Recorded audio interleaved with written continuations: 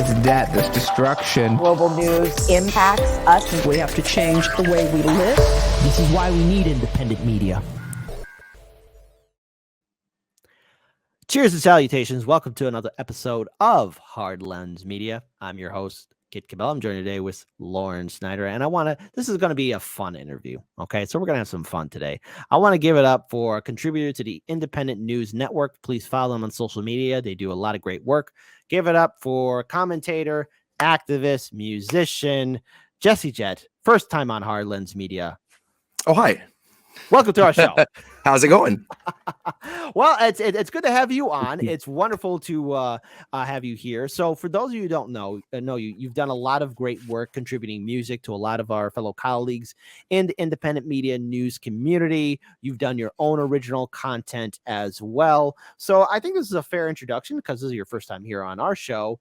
What really got you involved in independent news, music, and so much more? So start whichever way you want, because this is a chance to introduce yourself to our viewers and subscribers. So music's something I've done my whole life. I've performed since I was about 14 or so, doing original music and covers and stuff like that. Played in a few bands over the years, but it wasn't until 2020, until the beginning of quarantine, that I switched to solely political music. I'd written political stuff in the past here and there, but if you're in the middle of a successful gig and you pull out a political song, things will go sideways really quickly. and part of that reaction is kind of what made me want to always do it more, because someone would come up and go, "Hey man, great set, but you can't do that political shit." You're like, well, you know what? Why not? Again, I stand by that we do ourselves no greater disservice than when we believe that we shouldn't talk politics, that it's inappropriate to talk politics with one another, because you find way more common ground with people than you would think, and more than they want you to believe is there. So once quarantine hit, I got laid off for a period of time. I knew I would return to my job. I didn't know when, and I was lucky enough to get on unemployment. And I was thinking, there's really no better time to write about what's going on and say whatever I want to say, because the future just became all the more uncertain. So I wrote a song or two, and I came to Twitter to try to find some like-minded people to share it with. And the response was so much better than I could have imagined. And in the couple years since, I've seriously met some people who I know I'll be really close friends with for the rest of my life. There's no doubt. And I was lucky enough that the people that kind of formed my demographic were people that already kind of get what we're up against. I don't write music to try to convince someone that doesn't see what we see. It's more to kind of re-energize people for the fight ahead, because it's grueling and it burns people out. And you need something that, I've heard a lot of people, and I'll never get tired of hearing that, listen to one of my songs and feel like here's someone that actually gets it, or someone will say like, that's what I yell at my TV all the time and shit like that. And it's nice for me to hear that from people. And so it's nice to be able to provide a voice for people that maybe don't have an awful lot of close friends that agree with them, or live in a region where there isn't a lot of that. Try to make music that's cathartic for those people who really know what we're up against and what this fight entails. So really the feedback from that is what got the ball rolling. And in the couple years since, I'm about to put out my 10th political album since the beginning of 2020. That's prolific. Yeah, so all of a sudden, man, I couldn't stop. You can ask my wife. She'll see me like with this far off look in my head. She's like, "You're writing something right now, aren't you?" Like, yeah, I sure am. How'd you know? Well, good. So Lauren, I'm pretty sure you got something you want to ask our guest, or because I don't want to I don't want to hog too much time, because Jesse did promise us a couple of songs here too. So before we get to that, so Lauren, do you want to ask anything to our guest? I mean, I had just a couple of logistical questions. Sure. How many songs per album, and like, what is your favorite? I see you have a guitar back there. Like, is that your favorite go-to instrument that you do? Other types of instruments? Do you collaborate with people? Like, just Okay, let's try to run those down real quick. So many. As far as what I play on, most of my stuff is full band. I produce everything on GarageBand on my phone, and I record on said phone with this same mic here that happens to have a lightning adapter. I started off just recording in my car because it was a good soundproof space that wouldn't wake up my child, and have graduated down to my basement now to Camp David. And I that started with that kind of guerrilla recording setup out of necessity, and now I wouldn't change it for the world, because I can record a sound anywhere. If I'm out at an event and I want to get a sample of the crowd or whatever, I can record it right there, mix and master stuff on my lunch break. It's kind of become the system. Okay, I'm trying to think through the other questions you had. Things like, it's like our like how many songs do you usually have per album? Like, do you have an anthem kind of deal? The first album I did at the beginning of the pandemic was written between March and May, and I suddenly looked back and I had 24 songs, about 90 minutes worth of music. I was like, okay, I need to stop and actually put this together and put it out. And then I would go through a writing period, and it's been a lot of specific dates that all of a sudden are approaching. I'm like, I really want to put something out on that date. So the next record I put out on Inauguration Day, on Biden's inauguration. It was called Inauguration Gift. I then had 2 albums that I put out on September 11th of that year. And then just recently put out a double album called The Grift on 4th of July. Mm-hmm. And an album called The Co-opt on Election Day. So I've tried to time it with nice. A fitting event. So obviously doing all this work and being on the road, and obviously, you're working in collaboration with INN. I mean, it's not for one. Hey, listen, I have no idea the amount of effort or time it takes to make all these albums or go on the road. But have you noticed that maybe that there's been a change in regards to how people are listening to your political content with music? I mean, is it more open, or is it just starting to get or people starting to change their minds? So go ahead. I mean, for sure. When I first started doing this, like I said, I put it on Twitter. I was trying to find people that I wouldn't expect a lot of pushback from. Mm-hmm. And eventually I was like, you know what? Let's test the waters. Let's try out some other areas. And it's better to advertise what I make as political commentary first and foremost, that happens to be a song or happens to be a poem, mm-hmm. rather than music that's also political. Because people get excited for music and they go, "Oh shit, this is all politics? Are you serious?"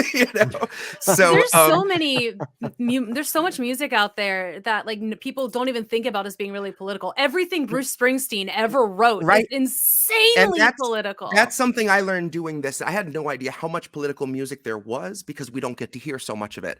And I've been really blessed. Or it's been co-opted by other groups. Exactly. Yes. Or either that's been twisted in a way to help present corporations in a different light. Mm-hmm. Yeah. Conservatives love Bruce Springsteen, but it's like, for sure. Born in the USA is about a traumatized vet. He is not.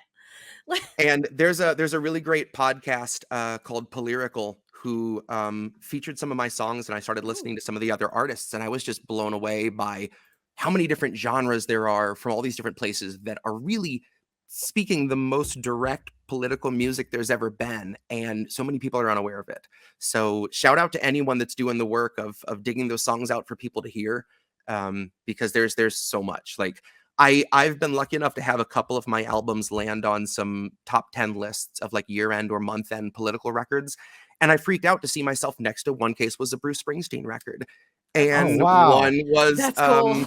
All right, that's pretty cool, dude. That did. I did a little run around the living room. Yeah, but it also speaks to how few political artists there are, that you find yourself alongside some big names, because there just aren't that many of us making political music. Anyone can start doing it and get your name on a list with some big names, because we need more of you. Please, by all means, So I recently got Spotify, after a while, will make a radio station based off of your music. Mm-hmm. And so every day I'll open it up and there will be political stuff like Utah Phillips.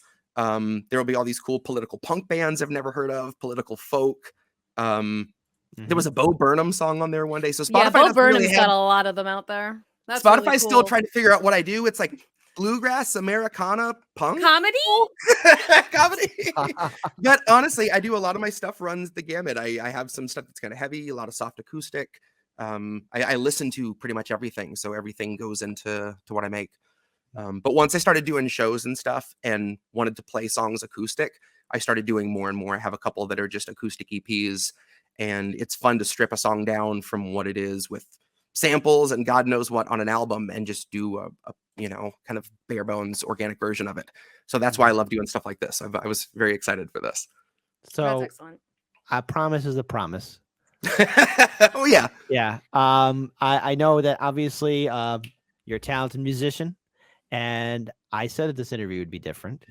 I'm wondering if we could have a sample of one of your songs. At least the You first can one have right a now. couple samples. I got the whole tour of Italy prepared. So, So. oh well, hey, oh wow, way to hit the heartstrings, because I am Sicilian right there. Then give us a spicier meat. Let's start things off spicy. I want a spicier meatball. For You would this, appreciate my son. He's just turned 6, yeah. and he's shaping up to love pasta as much as I Fantastic. do. Good. He experienced mustacholi for the first time the other night, and he Good. literally like put his hand on the table to steady himself and closed his eyes and like saw God for a minute. It was a whole experience. It was so perfect.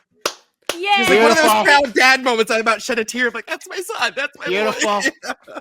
Beautiful. All right, then here's the thing. Just so that we give you proper full attention, I'm gonna remove myself and Lauren and give you the full stage so you can sing your goodness. song. There you go. Bye. All right.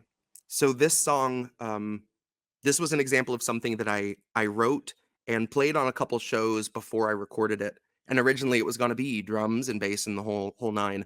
Once I played it a few times acoustic, I'm like, that's it. This has to stay as acoustic. So this is from my album, The Grift. I don't have an awful lot of songs that are really like positive messages at the end or really like uplifting, hopeful end notes, because it's a little too realistic. But this song did. By the end of this song, there's definitely some triumph on the horizon in one way or another. So this song is really dear to me for that reason. This is called Powerless.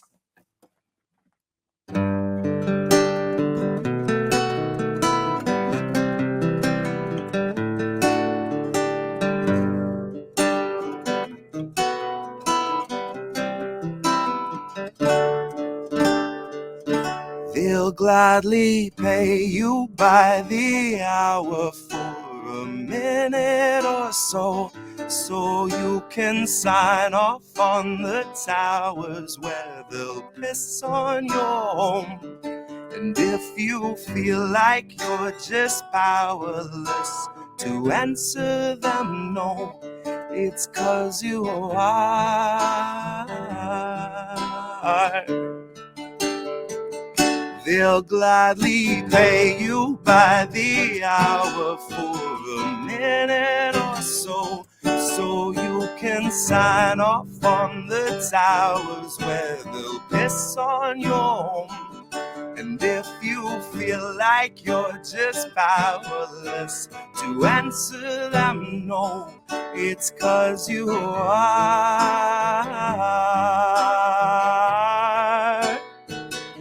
It's 'cause you are.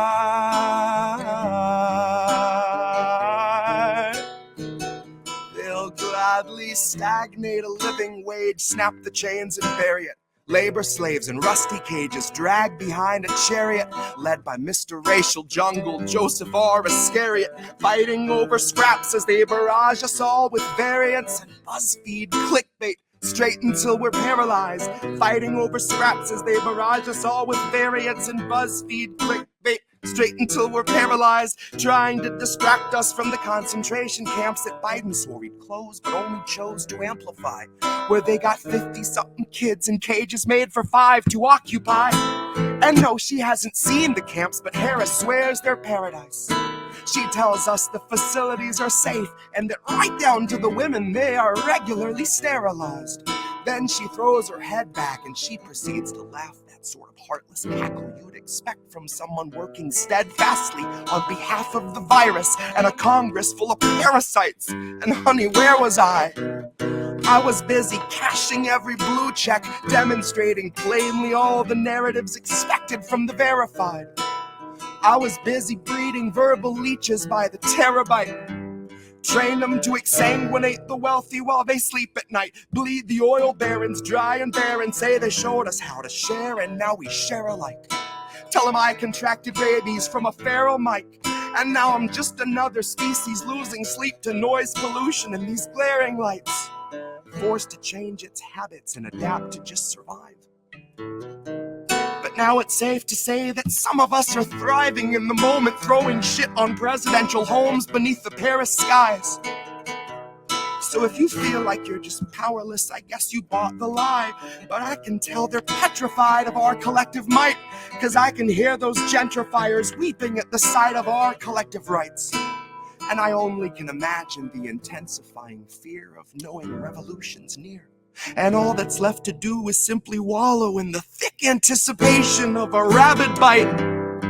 And baby, one day you can ask your leaders just what that was like before you grab a slice. So if you think you're powerless, allow me now to change your mind. Honey, if you think you're powerless, allow me now to change your mind.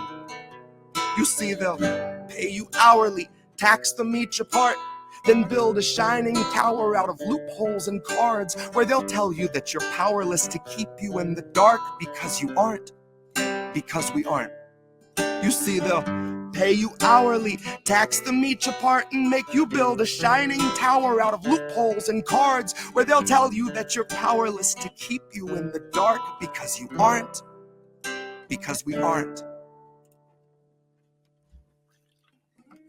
And that's powerless. Oh, Holy man. cow. You got some like Lin-Manuel Miranda vibes going on in that one a little bit. That was good. I think I warned you guys earlier when we sound checked that I'm just getting over COVID and I was worried about my voice. Mandatory, good. mandatory thumbs up for Jesse Jett right now. Okay, what right I now, do that. Didn't see happening was COVID brain saying you should say those 3 lines again. And at one point I did. I just repeated 3 lines for no reason. You did, but I thought it was part of the song, so like it's fine. And you know what? That's what we're gonna hope picks up for most people. Like, oh, no, it was great. I liked it, and like again, the lyricism was incredible. So exactly, Thank you. I really like that. I mean, you know, there is that sense of hope that maybe things, you know, people are waking up to the fact. And look, it's just, I think when it comes down to corporate media and the 2-party system, I said in the show, like, look, they did a successful job in brainwashing a lot of Americans and thinking that this is just how things are. And, and it's by no means praising it. I'm just impressed on how many Americans still, even in my generation, and even the younger ones now coming up, they'd say, oh, well, vote Democrat because this is how it is. And it's like, no, you don't have a seat at the table. And they dance. I say that they dance and they drink because they believe you're weak and they don't like you. They don't think about you and they don't respect you. In all reality, Nancy doesn't care about women's reproductive rights. Dianne Feinstein doesn't care about student debt forgiveness or climate change. Biden is one of the architects, one of the many architects of this neoliberal nightmare we're in. For sure. Yeah. And so so when you were making Powerless, what was the brainstorming event to make that happen? So many people feel like anger is not the way to go. And like, I know it's taxing, but at some point I feel like that anger turns into the motivation you need to force a change, whatever it is. Like if it isn't urgent for you, if you know this isn't life or death, then you're not going to fight like you need to fight. Like we have to for what we're up against. And you know, you asked if I feel like there's been a shift with people. I went to a really popular open mic. That was probably last year now, and I played a few pieces. I was like, you know what, I'm gonna spring some of this stuff on an unsuspecting crowd and see what happens. And I would kind of watch people while I was singing and be like, oh, that's the guy that's gonna want to have words with me when this is all over. And a lot of people did come up to me, and every single one of them said something positive. I was not prepared for that. I think I don't give people enough credit for how pissed off they are and how much they see that the working class is being squeezed out like we are. There is no other explanation than we are being pushed out and squeezed out. And that was really, really inspiring to feel like, you know, no one was wanting to come up and argue with me. People were all like, man, like why don't I hear more people talk like that? And I'm like, here's some news channels where you can. All right, there you go. All right, awesome. So that's how we get people. And you know, that's me joining up with INN kind of happened that I'd been on a couple shows, Reefer After Dark. I think you and I were on one together in its early days. Yes. I've been meaning to go back. So yes, Reefer, a promise is a promise. So yes, I do want to go back. Indy had reached out to me and he'd said, you know, you're already kind of friends with so many of us, and we like what you do, and would you want to be a part of this? And I didn't really think I would find a group that would kind of sign off on all my lyrics enough to want me on board. I was like, are you sure? Is there no one that disagrees? And at that point they had Tara Reid, and I'm been blessed enough to call her a friend over the last couple years. Yeah, you guys had her on actually the day before she and I were at the CPI Chicago event together. That's correct. You got to have her in studio. Yeah, that was a blast. So, in fact, the next piece I'm going to do is a piece I wrote about Tara, and I performed it at the CPI event in Chicago. Okay. And man, all I could do to not break down in tears trying to perform that with her sitting in the crowd watching me. I was just like, okay, you can do this. Just hold your shit together. It was very well air conditioned, and I was just sweating profusely as soon as we started. Like, I get up there and it just start pouring. That's my superpower. You can ask anyone that knows me. Doesn't matter the temperature. If I start singing or performing, I will sweat. It's a gift. So for those of you who don't know, again, Tara Reid was one of the many, because there were other women too, who heroically came forward during the 2020 election, stating that President Joe Biden, abused her, harassed her, assaulted her. And she wasn't the only one. I believe that there were 7 to 8 other women coming forward with similar stories. And the institutions of Me Too and Time's Up decided to circle around Biden and give him protection. The exact same thing they did to Andrew Cuomo. And corporate media for a long time was smearing her as well, including larger quote unquote independent media networks too. Yeah. I think we all know who they are. Majority Report. Sorry about that. Am I being petty? No, actually, I'm speaking the truth, because that's they were covering Joe Biden, who has been on the wrong side of history throughout his entire political career. Every chance he gets. And so we were happy to interview Tara Reid. I know I read one of her articles from RT a while back. She was on our show twice via online. And then also we had a chance to do an in-person interview with her as well. It was that event that you went to with her.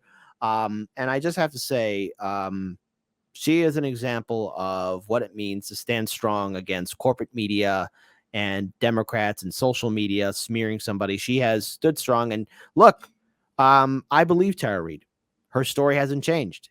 And throughout all the massive amounts of attacks that corporate media has done to her, it's unjust what they did to her. And she still gets slammed on Twitter. Anytime she tries to say anything at all, the trolls come out of the woodwork. And that's why, when I was looking at what to perform tonight, I was like, I was looking for a spoken word piece, and this is well timed, because through it, especially these last couple of weeks, since Hakeem Jeffries, a history of saying he believes her, at least in the past, had said he thinks she should have her story investigated.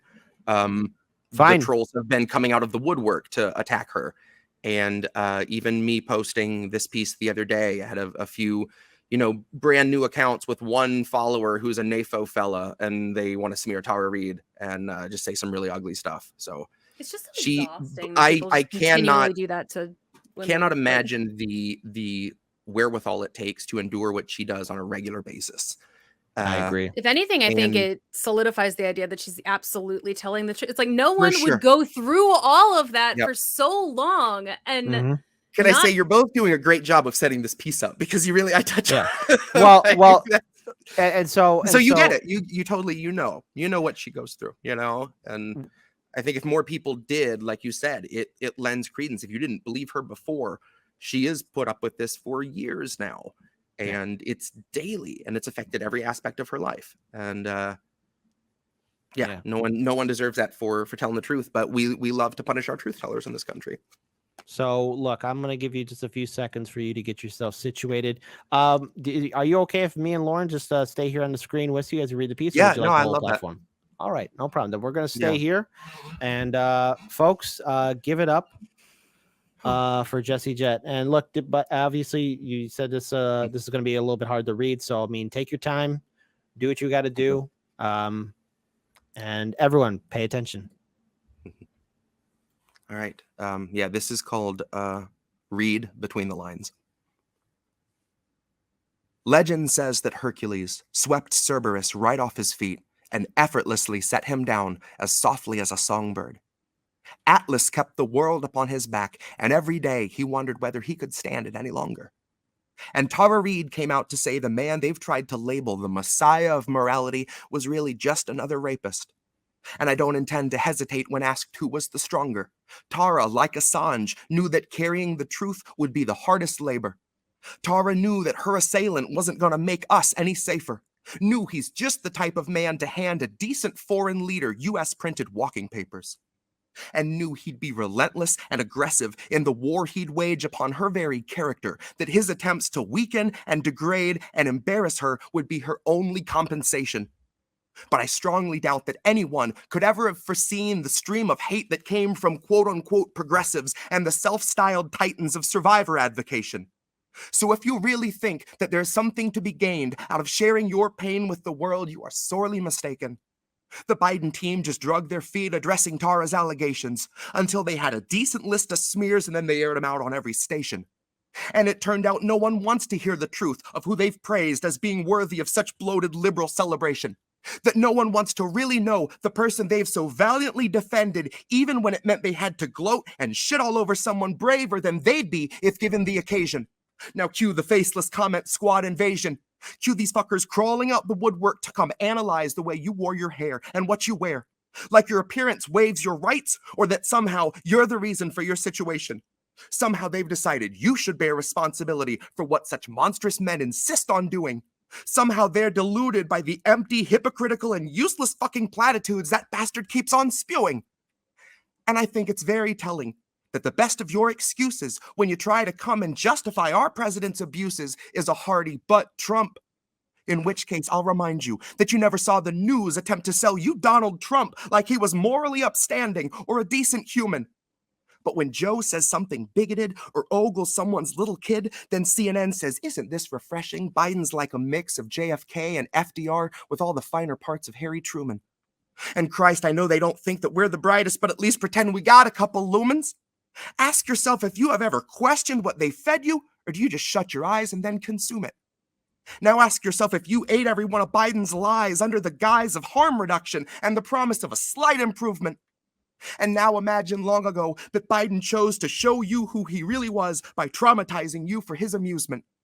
Now imagine that you watched him touch a Bible with those filthy hands and then assume the power of the highest seat in all the land.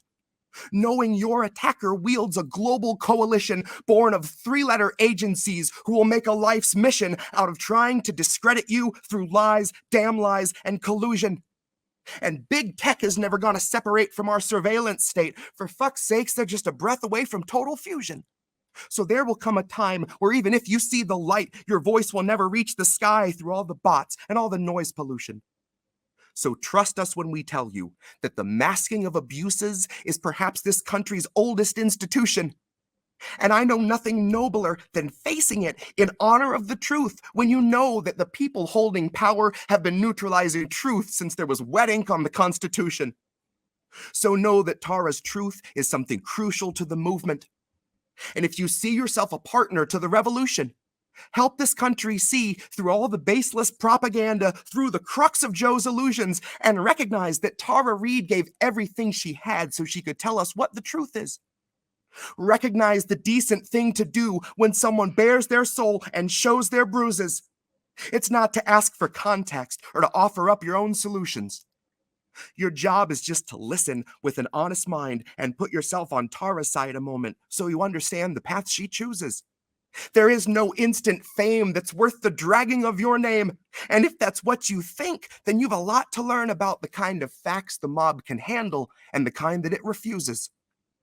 You've a lot to learn about the news and all its many uses. I guess you've yet to learn the truth the news will serve as fruit from which they've squeezed out all the juices, and we all eat the husk and just pretend it's full of nutrients and isn't really useless. But the jaws of our ability to yield accountability are absolutely toothless. So don't you kid yourselves that any lips are being loosened. They won't ever tell us where the bodies are or show us where the proof is. It's on you to recognize the lechery our president so regularly oozes. It's on you to muster up some honesty and ask yourself how Biden won our trust, but it's America that loses. Open up your eyes and learn to recognize the bruises. Open up your eyes and learn to recognize the bruises.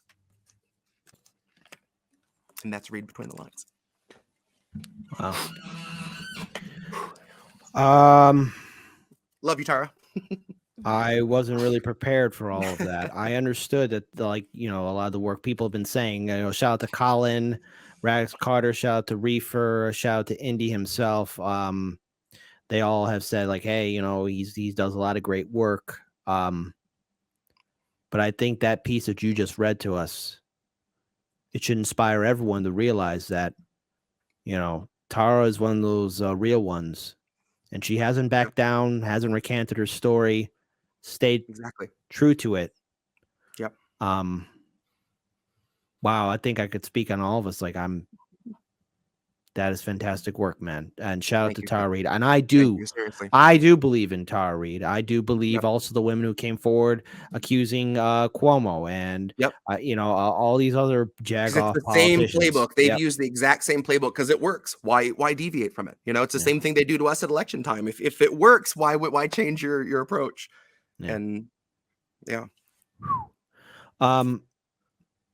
wow, so I'm still recovering from that. Lauren, how are you doing, Lauren? I mean, it hit home.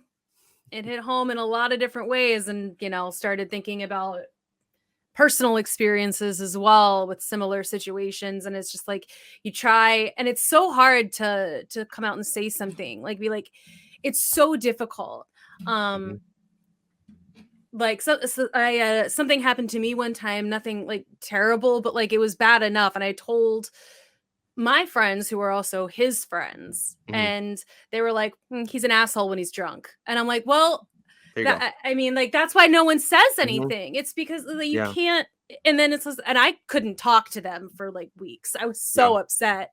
And so it's like that's what you get for honesty. And so coming out in public like that, so upfront, so loudly, so like front lines the whole time, it's always been incredible to me that she was able to do that. And she did not back down, because she came out like early. It happened and she's like, hey guys. And then for years people have just been shitting on her, and she's like, nope, I'm not backing down from that. It's always been incredible to me. I said in the show that if you vote Democrat or Republican, you're also being in an abusive relationship because these politicians lie to you. They lie to you all the time. I mean, let's look, for anyone that voted for Biden, let me tell you something about Joe Biden before anyone types in the comment section below or says anything to me, oh, people do change. No, Joe Biden's been on the wrong side of history. Joe Biden was against busing and desegregation. He wrote an article how he doesn't want his white kids to be going to school with black kids. The same guy who browbeaten and yelled at Anita Hill when she came forward with her story of abuse and harassment. This is the same Joe Biden who gave a eulogy to Strom Thurmond. Strom Thurmond, who was a good supporter of the segregationist movement and associated himself with this little organization called the Ku Klux Klan. Hey, open up a history book. You'll find out who the hell they are. Same Joe Biden who was against a woman's right to choose. That's right, folks. If you Google him up, he thinks it goes a little too far. Yeah, that's the truth. Look, you have the Library of Alexandria here at your fingertips, your little cell phone right there. Seriously. Go ahead. I'm not telling you to Google it, but it's there. Oh, the same Joe Biden who was one of the main architects to the 1996 crime bill. Joe Biden, the crime bill that incarcerated and impacted numerous Black and Latino communities in the United States of America. Same Joe Biden who's been harsh on and proponent for the war on drugs. You know, Yep. this war on drugs is causing destabilization in Central and South America. And again, same Joe Biden who voted for the war in Iraq. I mean, let's face it, you know, WMDs. Oh, wait, turns out there are no WMDs. Yep. Same Joe Biden who said he would gladly prostitute himself to corporations. Yep. And same Joe Biden. I sampled that. I went to the big guys. I was ready to prostitute myself. Yeah, I mean, look, Democratic Republican lawmakers, they bend over backwards to secure money from Wall Street and big banks. If that offends you, I'm sorry, I'm taking away your childhood heroes. If you believe these politicians care about you, I'm glad I'm going to be that asshole that will say to you, your Democratic Republican lawmakers in Washington, D.C., in the Senate and House, and previous Democratic Republican presidents, they don't respect you. And if you gave money to their campaigns, you're a sucker. Oh, by the way, same Joe Biden, who in 2005 sided with the credit card corporations and make student debt what it is. So in 2022, obviously, during the midterms, obviously, Democrats were able to get a lot of votes for themselves because of Gen Z showing up. Look, Gen Z, you're going to learn this lesson that the boomers, Gen Xers, and millennials went through. You got lied to because that 10K, 20K in student debt forgiveness, it wasn't going to happen. I'm so sorry. I'm so sorry. That's why I love all the people that were like, Biden didn't side with the unions and the railroad workers. What? No. Did you just learn who Joe Biden was like yesterday? Come on. I mean, yeah, Joe Biden, anti-union. Holy shit. What? Well, it's like you said in your piece there. It's, you know, the media never tried to tout Trump as like a good guy. They like they did with him. Like they tried so hard to make Biden seem like this hero. It's like, but he was, and he never was. Like exactly. And that's why you could see it. I mean, the first record I did had the 24 tracks, and I put them on in chronological order because you can kind of hear the like, oh shit factor building up through the primaries of like, once you saw them cleaning up Joe Biden's image and trying to make him look like Mr. Cool, aviator sunglasses, Uncle like it's Joe. a fucking CSI episode or something. I'm like, this is who they're going to push on us. They're not doing this just for fun. This is what's for dinner. Like, oh my God. Don't forget, he is also Bernie Sanders said this himself. Hey, that's his good friend Joe. His good friend Joe Biden. God damn it! What the fuck, Bernie? Well, I got a 4-minute piece for Bernie Sanders too. If next episode, next time I get to hang out with you guys, I'll kick up some Bernie dust. Oh no! Look, we got some time. Yeah, you want it? I want one more song. If we're gonna be closing up this show, definitely I want that right now. Right. Yes, I want that right now. Give me the ham bone now. So this this was a great example of someone kind of asking like, hey, do you think you could write something about X? And then it turns out like I have a lot to say about it. Realized quite how much. Our friend Lucy from Blue Moon Red Wine, she's part of INN. She was going to do a show one afternoon talking about all the people getting excited about the prospect of a Bernie 24 run. And she was like, would you feel like writing something about that? And I was at work, which is arguably where I wrote most of all of this, where I write everything. And I was like, yeah, I'll think about it, see if I can throw something together. And by lunchtime, I had this piece written, and I was like, okay, let's do this. So I hopped on her show that afternoon and read it. And nice. Yeah, I mean, for those of us that have been through it with Bernie, it hurt the first time, hurt the second time, and the prospect of it is such a slap in the face now that I thought I'd write a short piece, and then I ended up writing this. This is called Shepherd of Hopes. Okay, so what I'm going to do is I'm going to remove myself and remove Lauren. We're going to give you the whole floor, my friend. All right. If you fool me once, it's because I didn't think a guard was needed. If you fool me twice, it's because I didn't learn the lesson, so it bears repeating. If you try the same play 3 times running, it's because you know what's coming, and you didn't come to lead, you came to purposefully be misleading.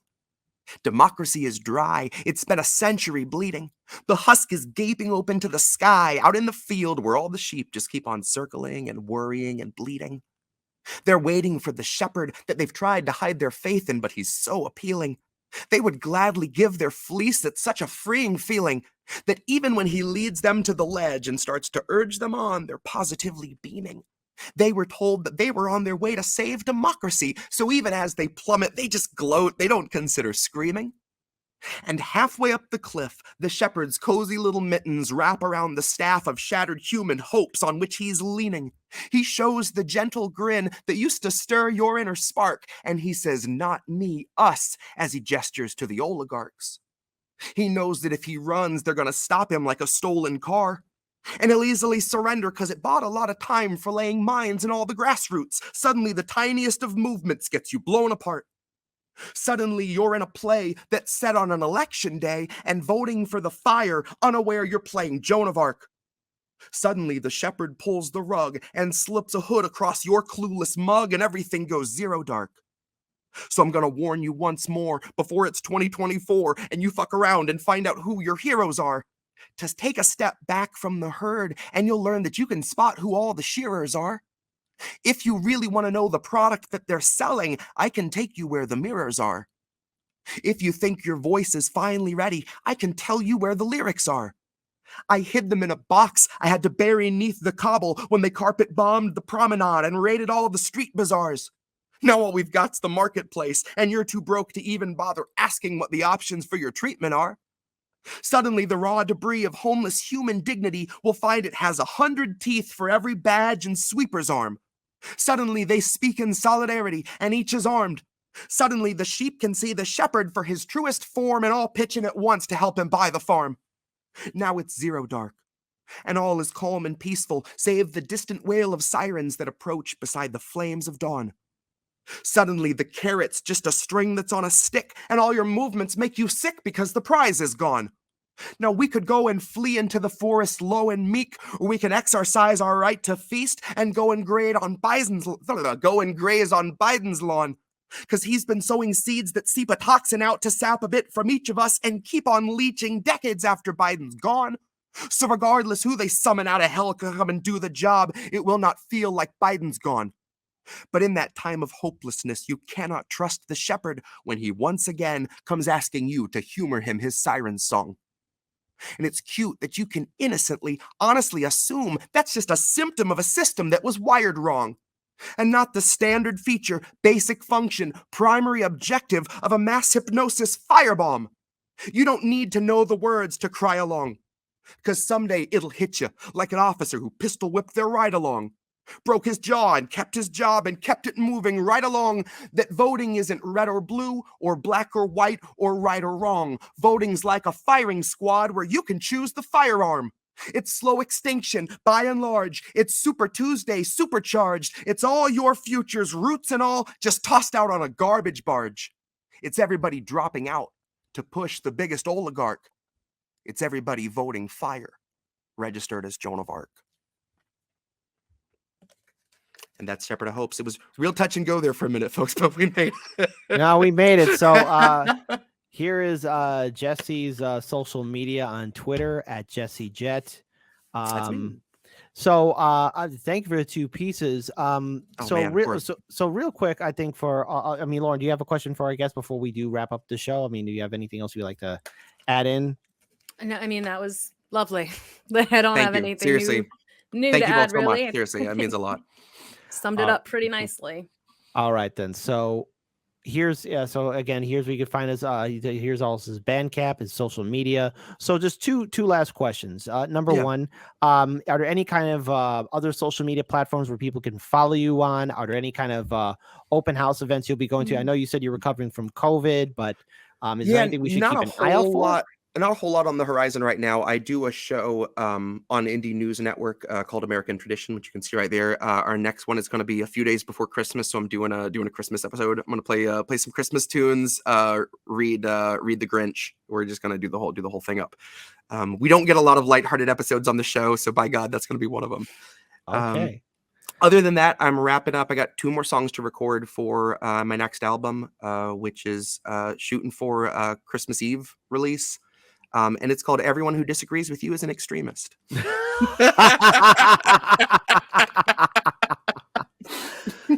So then second question. second question. Maybe this is asking too much, and you could just say, "Hey, no, maybe next time," or whatever.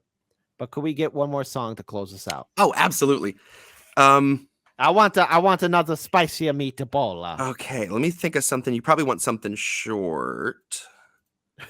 The other one I got locked and loaded is about 6 minutes. So let's see if I got something a little briefer than that.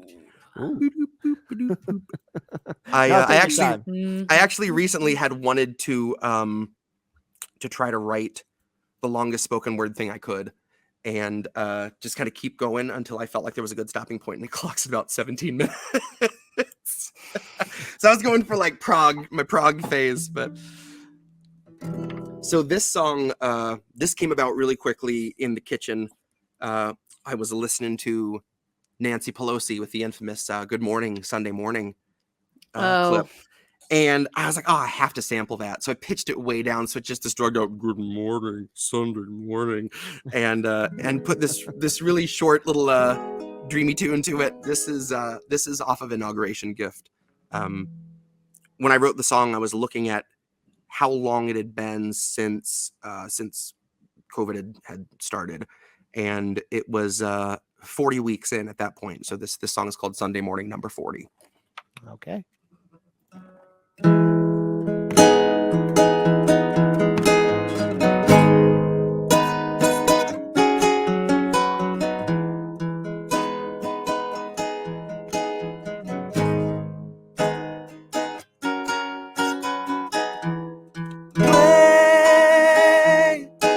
We're 40 Sunday mornings out from normal, and the world is not the same. You said you waited for the warning, but the warning never came. Don't shine a light in my face.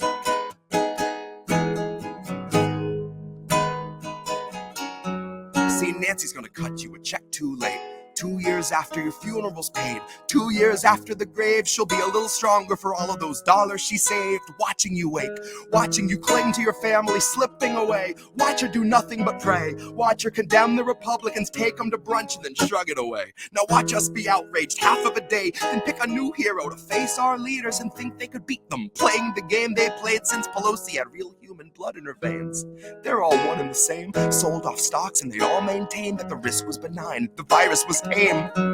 Flash forward and 40 Sunday mornings fade, 250,000 people in its wake, and a cruise ship sailed today. So motherfucker, don't shine a light in my face, no. Hey, we're 40 Sunday mornings out from normal, and the world is not the same. You said you waited for a warning, but the warning never came.